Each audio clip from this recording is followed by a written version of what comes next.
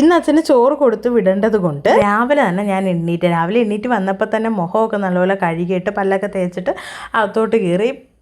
ഇത് നല്ലൊരു face wash ആണെന്ന് ഞാൻ കഴിഞ്ഞ വീഡിയോയിലേ പറഞ്ഞു. എൻ്റെ മുഖം നല്ലതായിട്ടൊന്ന് ബ്രൈറ്റ് ആവുന്നുണ്ട്.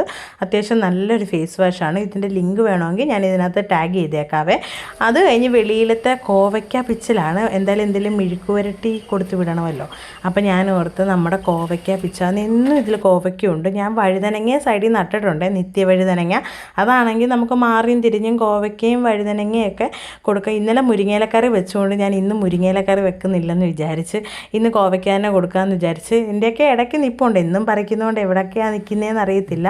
പിന്നെ അത്യാവശ്യം കോവയ്ക്ക ഉണ്ട്, പിടിക്കുന്നുണ്ട് കേട്ടോ. നല്ല കോവയ്ക്കയുമാണ്.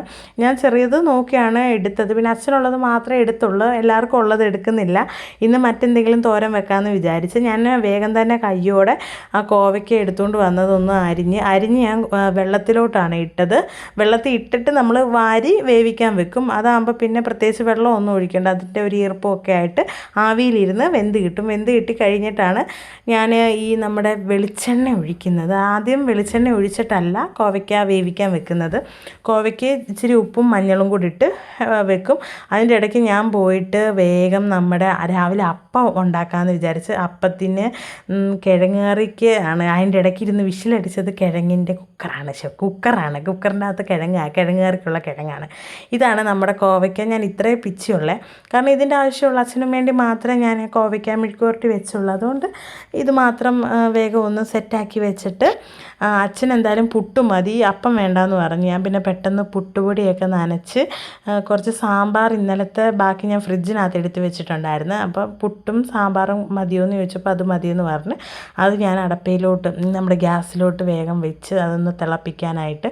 പിന്നെ കുറച്ചുകൂടെ മാവിട്ട് ഒന്ന് അരച്ച് പുട്ട്.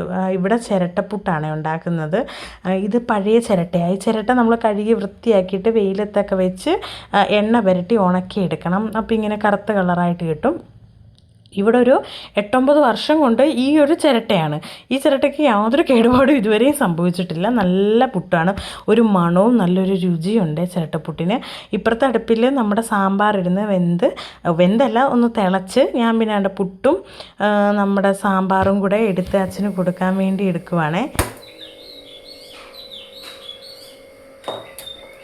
അപ്പോൾ ഇടിയപ്പം ഒന്നും വലിയ ഇഷ്ടമല്ലേ. പുട്ടോ അല്ലെങ്കിൽ നമ്മുടെ ചപ്പാത്തി, പൂരി അങ്ങനെയൊക്കെയുള്ള ആഹാരമാണ് അച്ഛന് രാവിലെ കഴിക്കാൻ ഇഷ്ടം. അതൊക്കെ ആണെങ്കിൽ മാത്രമേ കഴിക്കത്തുള്ളേ. പിന്നെ അച്ഛന് കൊണ്ടുപോകാനുള്ള ചോറ് ഞാൻ ഇപ്പുറത്തെ സൈഡിൽ ഇരുന്ന് നമ്മുടെ ചോറ് തിളപ്പിച്ച് ഊറ്റിയായിരുന്നു. അത് ഞാനിങ്ങനെ തട്ടത്തിലോട്ട് വിളമ്പുവാണ്. എനിക്കാണെങ്കിൽ തട്ടം നിറഞ്ഞിരിക്കണം. അതുകൊണ്ട് അച്ഛനങ്ങ് വഴക്കാണ്, എനിക്ക് ഇത്രയും ചോറ് വേണ്ട, ഞാൻ ഇത്രയും കഴിക്കത്തില്ല. എന്നാലും ഞാൻ എന്നാലും സാരമില്ല, കളയുമെന്നൊക്കെ പറയും, പക്ഷെ കളയത്തൊന്നുമില്ല. അതുകൊണ്ട് ഞാൻ നിറച്ചും വിളമ്പിയേ. ഇത് പിന്നെ തലേന്ന് വൈകിട്ട് വെച്ച നമ്മുടെ കേരക്കറിയാണ്. അത് ഞാനിങ്ങനെ വട്ടം ചുറ്റിച്ചിട്ടാണ് നമ്മൾ ഇങ്ങനെ തിളപ്പിച്ച് വെച്ചായിരുന്നു. രാവിലെ എണ്ണീറ്റപ്പോൾ തന്നെ ഞാൻ കേരക്കറി തിളപ്പിച്ച് വെച്ചിട്ടാണ് ബാക്കി ജോലിയിലോട്ട് കടന്നത്. അല്ലെങ്കിൽ പന്നലായി പോയാലോ എന്നോർത്ത് അതിൻ്റെ 2 കഷ്ണവും കൂടെ ഈ ടിന്നിനകത്തോട്ട് ഞാൻ ഒഴിച്ചു കൊടുത്തിട്ടുണ്ടായിരുന്നു. ഇതാണെങ്കിൽ ആ ചോറിനകത്ത് തന്നെ നമുക്ക് സൈഡിലോട്ട് വെച്ചാൽ മതി. അല്ലാതെ പ്രത്യേകിച്ച് വെളിയിൽ കളയുമോ എന്നുള്ളൊരു പേടി കൊണ്ട് ഇപ്പം ഞാൻ ഇങ്ങനത്തെ ഒരു ടിന്ന് മേടിച്ച് ഇതിനകത്ത് തന്നെ വെക്കുന്നത് കേട്ടോ. അതാകുമ്പോൾ അഥവാ കളഞ്ഞാലും ആ ചോറിനകത്ത് തന്നെ വീഴുമല്ലോ.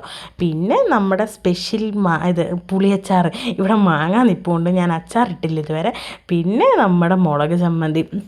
ഈ മുളക് ചമ്മന്തി കുഴച്ച സമയത്ത് ഭയങ്കര മണം കാരണമേ ഞാൻ കുറച്ച് മുളക് ചമ്മന്തി എടുത്ത് മാറ്റി വെച്ച് അച്ഛന് ചോറ് കൊടുത്തിട്ട് ബാക്കി ചൂടി ഊറിനകത്തോട്ടിട്ട് പുരട്ടി തിന്നാൻ വേണ്ടി. എനിക്ക് ഭയങ്കര ഇഷ്ടമാണ് ഈ മുളക് ചമ്മന്തി. അച്ഛൻ്റെ ചോറ് അങ്ങോട്ട് സെറ്റാക്കി വെച്ചിട്ട് ആ മുളക് ചമ്മന്തി ആ കോവയ്ക്കയുടെ ആ പാത്രത്തിനകത്തോട്ടിട്ട് ഞാനിങ്ങനെ കുഴച്ച് കഴിച്ച് എന്തൊരു രുചിയായിരുന്നു ആ മുളക് ചമ്മന്തി.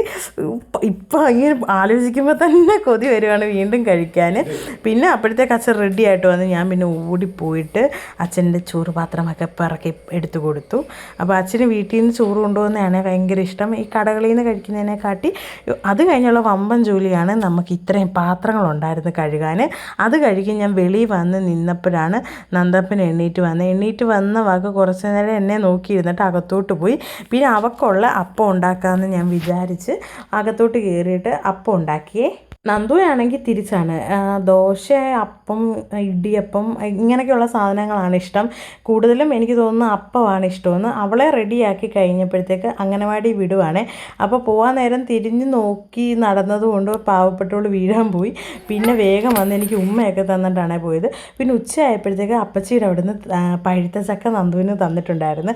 അത് ഞാനിങ്ങനെ മണം കാരണം മുറിച്ച് ഭയങ്കര മണവും ഭയങ്കര മധുരവുമായിരുന്നു. നല്ല മധുരം എന്ന് പറഞ്ഞാൽ ഭയങ്കര രുചിയായിരുന്നേ. ഞാൻ അതിൽ 2-3 കഷ്ണം കഴിച്ചപ്പോൾ നമ്മുടെ മാങ്ങ പഴുപ്പിക്കാൻ വെച്ചായിരുന്നു, അതും പഴുത്ത് കിട്ടി. അങ്ങനെ ഞാൻ മാങ്ങയും കൂടി ഇരുന്ന് കഴിച്ച്. മാങ്ങയ്ക്ക് പുളിയേ ഇല്ലായിരുന്നു, നല്ല മധുരം മാത്രമായിരുന്നു.